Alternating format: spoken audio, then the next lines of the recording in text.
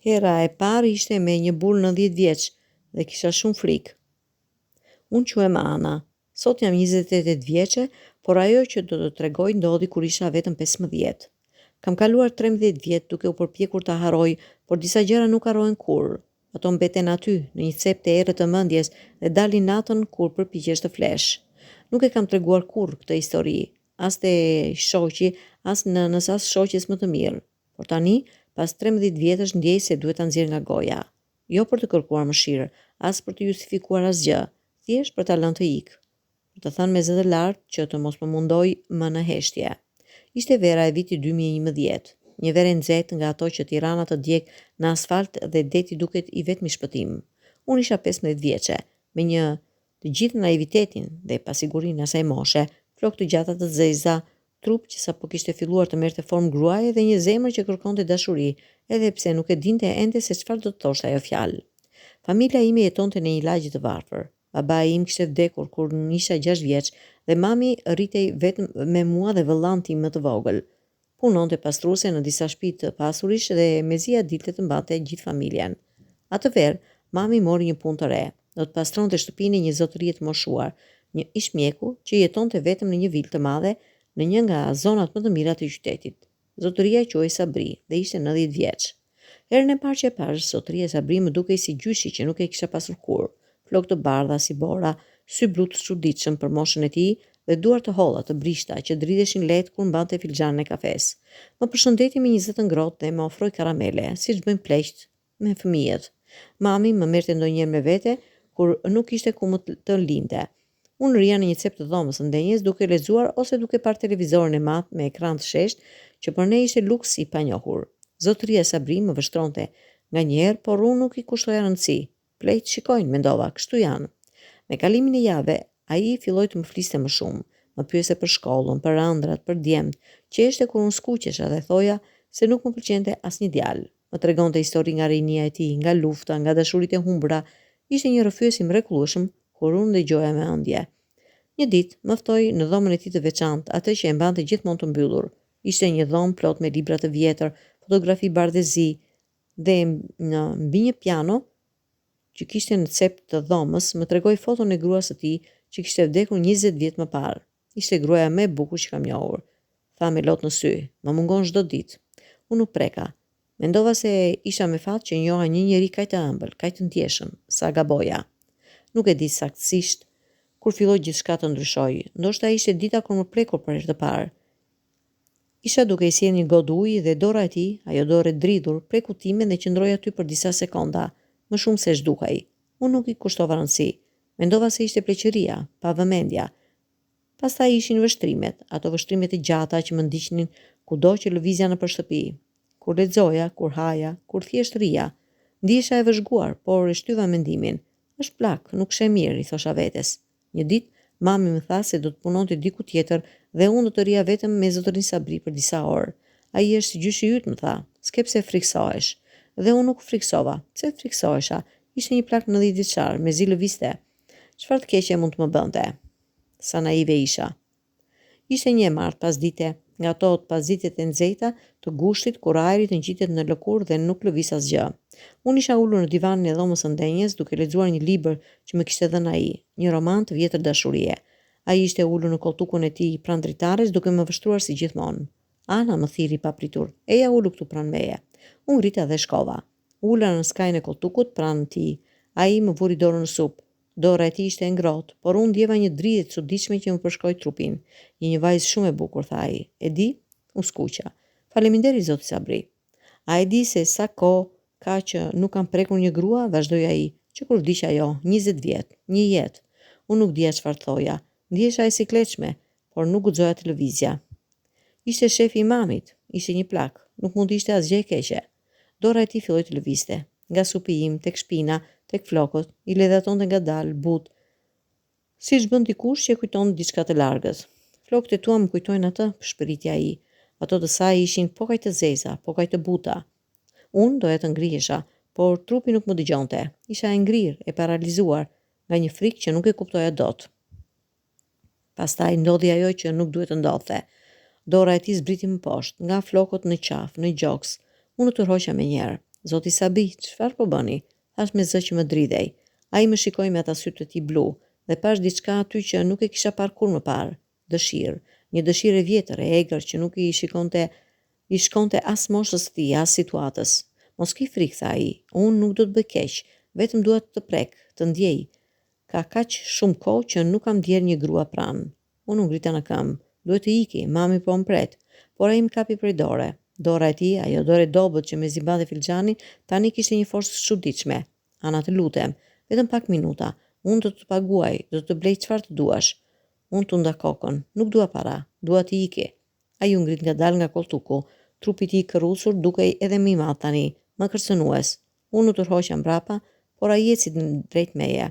Mos ik, tha ai, unë kam dashur që kur të pash herën e parë, je kaq e re, kaq e bukur, më bën të ndihem përsëri i ri.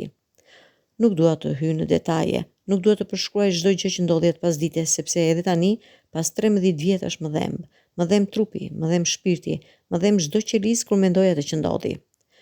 Por do të them këtë, ai nuk më detyroi fizikisht, nuk më rrahu, nuk më lidhi, nuk më mbajti me zor, por ishte detyrim tjetër. Ishte detyrimi i varfërisë, i frikës, i moshës, i autoritetit. Ishte ajo ndjenja e tmerrshme që nuk mundi të thoshe jo, sepse ke frikë nga pasojat. Ke frikë se çfarë do të ndodhë me mamin, me vëllain, me të ardhmen. Ai më çoi në dhomën e tij të gjumit. Ajo dhomë që më ishte dukur kaq e bukur, kaq plot histori, tani ishte si një burg. Më uli në shtrat, pranë tij dhe pastaj ndodhi. Unë qëndroj aty e ngrirë, duke parë tavanin, duke numëruar çarit në suva, duke u përpjekur të mendoja për diçka tjetër.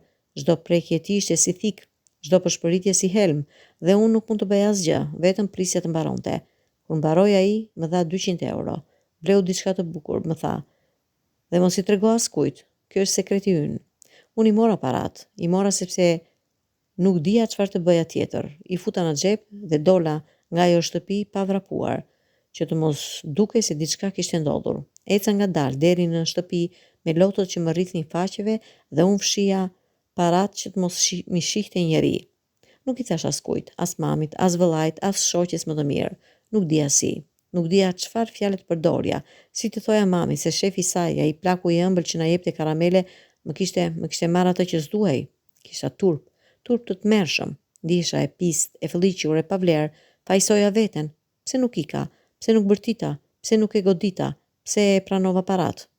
Por isha vetëm 15 vjeç, një fëmijë, dhe ai ishte 90, një plak që duhet të dinte më shumë dhe më mirë, një plak që duhet të më mbronte, jo të më merrte atë që s'kisha për të dhënë. Mami vazhdoi të punonte atje. Unë nuk shkova më kur me të. Sa herë ajo përmendte zotërin Sabri, unë ndjeja të përzjera.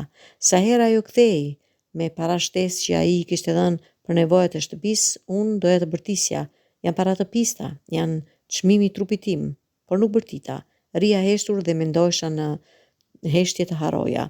Vitet kaluan, unë u rita, u bëra 18, 20, 25, përpiqesha të jetoja një jetë normale. Shkova në universitet, fillova punë, rash në dashuri, u martova. Por ajo pasdite më ndoqi kudo, në marrëdhëniet e mia. Isha gjithmonë e friksuar, frikë se mos më preknin, frikë se mos më gjykonin, frikë se mos zbulonin se nuk isha e pastër. Me burrin tim u deshën vite që të ndihesha rehat, që të mos mbyllja sytë sa herë bënin dashuri dhe të shihja atë tavan, atë dhomë, atë plak. Kisha makthe, ndroja atë dorë, atë zë, atë trup të vjetër mbi mua, zgjohesha duke bërtitur dhe buri im më mbante fort pa e ditur pse.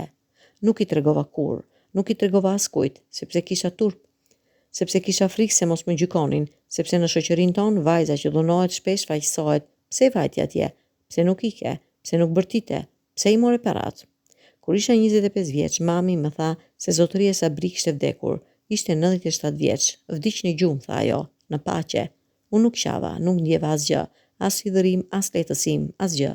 Ishte thjesht një lajm, një njeri që më kishte marrë diçka të paçmueshme, kishte pushuar së ekzistuari, por dëmi kishte mbetur. Dëmi ishte brenda meje, i gjallë, i fortë, i pamposhtur. Mami më tha se ai më kishte lënë diçka në testament, një zarf me emrin tim. Unë të nda kokën, nuk dua asgjë prej tij, por mami insistoi. Ishte një njeri i mirë, Ana, na ndihmoi shumë. Merre të paktën, shiko çfarë është. E mora zarfin, e mbajta për ditë pa e hapur. Kur më në fund e hapa, Brenda kishte një letër dhe një fotografi.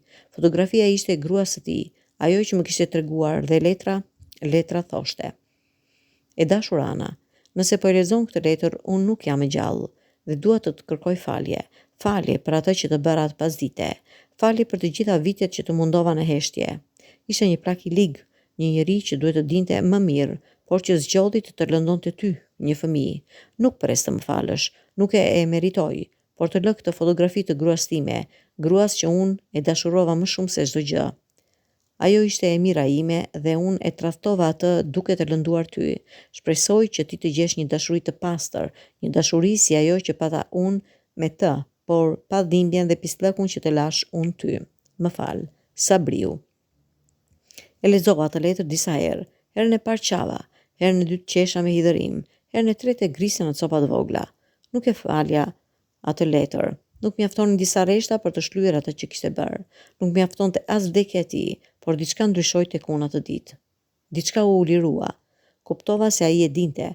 Ai e dinte se çfarë kishte bërë, ishte gabuar, dhe ndoshta në mënyrën e tij të smur ai ishte penduar.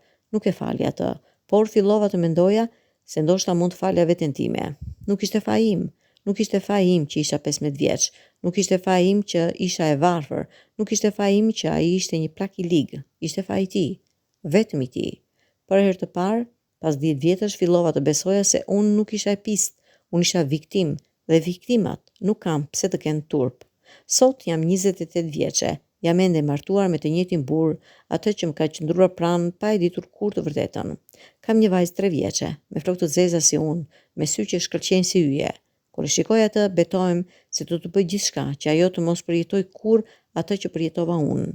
Do ta mësoj se trupi i saj është i saj, vetëm i saj, se askush nuk ka të drejtë ta prek pa pëlqimin e saj, se nëse dikush e lëndon, unë do të jem aty për ta dëgjuar, për ta besuar dhe për ta mbrojtur. Dhe një ditë kur të rritet, ndoshta do t'i tregoj historinë time, jo për ta ngarkuar me dhimbjen time, por për t'i treguar se edhe pas gjërave më të këqija jeta vazhdon, dashuria vazhdon, shpresa vazhdon.